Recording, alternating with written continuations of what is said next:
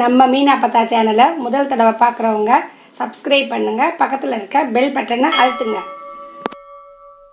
அன்பு உள்ளங்கள் அனைவருக்கும் மீனா அப்பத்தாவின் வணக்கம். இன்றைக்கி அப்பத்தா ரசகுல்லா செய்ய போகிறேன். இதில் என்னோடய சப்ஸ்கிரைபர் லதாமுத்து கேட்டுட்ருக்காங்க, அவங்களுக்காக போடுறேன்.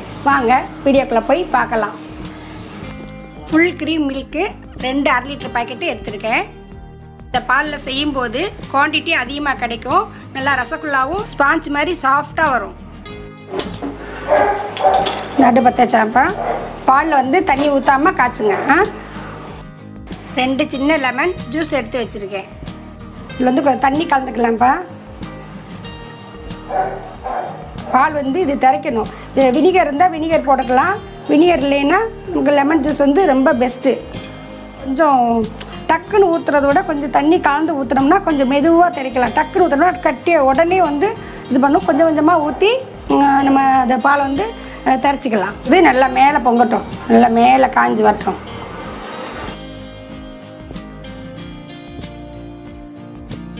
நல்லா மேலே பொங்கி வரட்டும்ப்பா. அப்படியே நல்லா பொங்கி வரட்டும். வரும்போது நமக்கு வினிகர் இருந்தால் வினிகர் ஊற்றிக்கலாம். வினிகர் இல்லைன்னா பரவாயில்ல, நமக்கு லெமன் இருந்துச்சுன்னா லெமனே புழிஞ்சு கொஞ்சம் கொஞ்சமாக ஊற்றுங்க.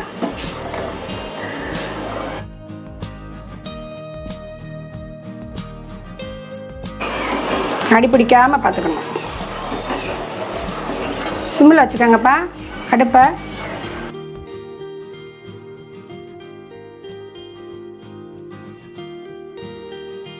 அப்படியே மாறுது பாருங்க. அப்படியே கொஞ்சம் கொஞ்சமாக ஊற்றணும்.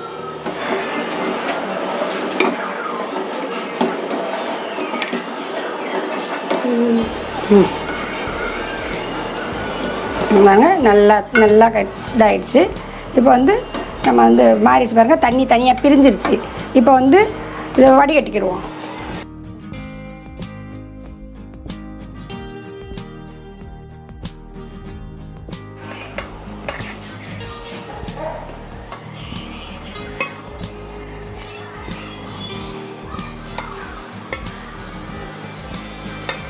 நல்லா வடிகட்டிடுவோம்.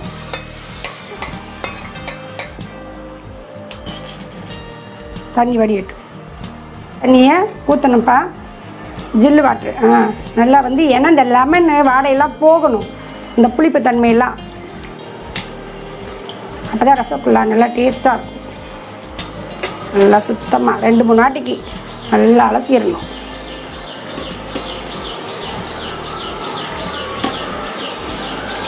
சூப்பராக ஊற்றுறாங்களா மருமகன்? நான் அலசுகிறேன், அவங்க ஒரு கையில் வீடியோ எடுத்துக்கிட்டு தண்ணி ஊற்றுறாங்க. ஓகே ஓகே ஓகே போதும். நல்லா அலசிட்டோம்ல. தொடர்ந்து நல்லா புது துணியாக எடுத்துக்கோங்கப்பா. போட்டு இந்த துணியில் நல்லா கட்டிக்கலாம்.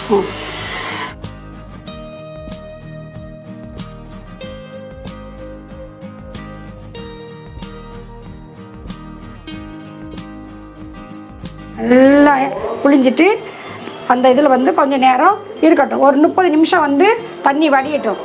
30 நிமிஷம் போட்டு இது பலன் மாதிரி வந்திருக்கு. இது நல்லா நம்ம இழுத்து பிசையணும். நல்லா இழுத்து பிசையணும். பிசைஞ்சு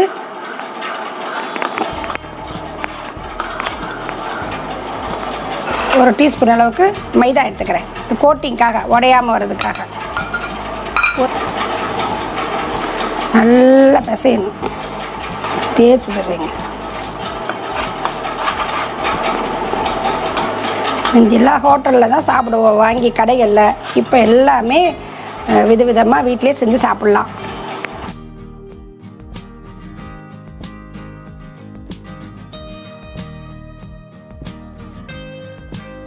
ஆல் நல்லா பிசையணும்ப்பா. அவளுக்கு மாதிரி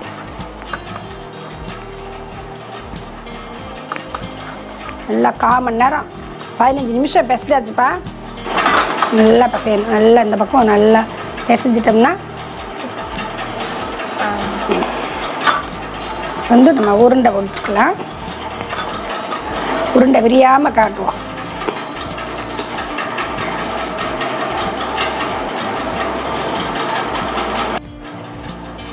நல்லா நல்ல பால் இந்த மாதிரி நல்லா முழுன்னு உருட்டி வச்சுருங்க. கற்கண்டும் கரையும். ஒரு கற்கண்டு வச்சு கூட நல்லா பிசைஞ்சு உருட்டி வைக்கலாம். அது நம்மளோட விருப்பம்தான். கற்கண்டு இருந்தால் வைக்கலாம், இல்லாட்டியும் கூட பரவாயில்ல. எல்லா உருண்டையும் உருட்டிட்டு காமிக்கிறேன்.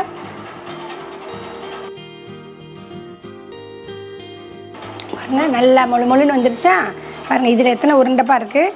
14 உருண்டை இருக்குது. இந்த பாக்கெட்டுக்கு குட்டி குட்டியாக, கொஞ்சம் பெருசாக போட்டால் 10 வரும். ஆனால் கொஞ்சம் குட்டி குட்டியாக போடுவோம். ஏன்னா இது கொஞ்சம் உப்பி வரும்ல. சீனி எடுத்து நம்ம பால் எடுக்க வேணாம், கொதிக்க வைப்போம். 1 லிட்டர் பாலுக்கு 1/2 கிலோ சீனி எடுத்துருக்கேப்பா. இதில் வந்து 1 கப்பு சீனின்னு வச்சுக்கோங்களேன். இதில் 4 கப்பு தண்ணி ஊற்றுங்க.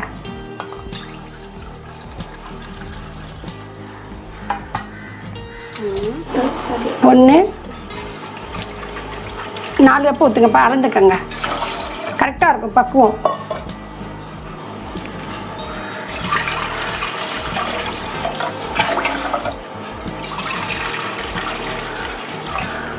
ம் 4 கப்பு. நல்லா கொதிக்கணும். கொதித்த பிறகு தான் இந்த உருண்டையெல்லாம் போடணும். பாருங்கள், தண்ணி கொதிச்சிருச்சு. கொதிக்கும் போது ஒன்று ஒன்றா போடுவோம். உடையாமல் இருக்கணும்.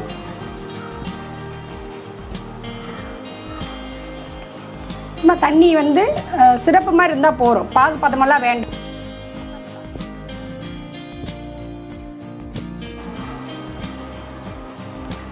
நல்லா கொதிக்க தண்ணியில் தான் போடணும்.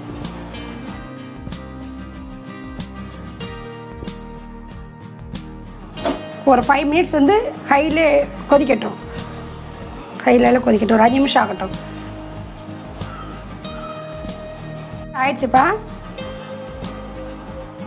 ஏலக்காய் பவுடர் கொஞ்சம்.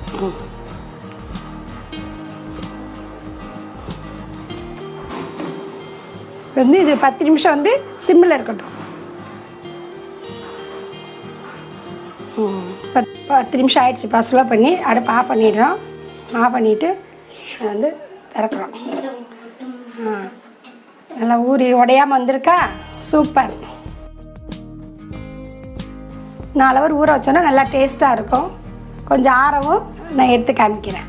அப்போ தான் நல்லா 4 ஹவர்ஸ் ஆகிடுச்சுப்பா. நல்லா ஊறிடுச்சு. இப்போ நீங்கள் எடுத்து பல்மாரிக்கலாம். இது எப்படின்னு பாருங்கள்.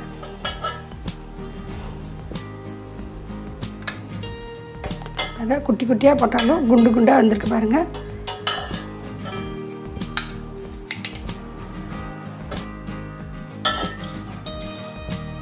பார்த்தீங்களா? நல்லா ஏலக்காய் பொடி போட்டு நல்லா வாசனையாக இருக்குது. இது பாருங்கள், நல்லா பெருசாக நல்லா வந்திருக்கு பாருங்கள். சாஃப்டாக சூப்பராக வந்திருக்கு பாருங்கள்.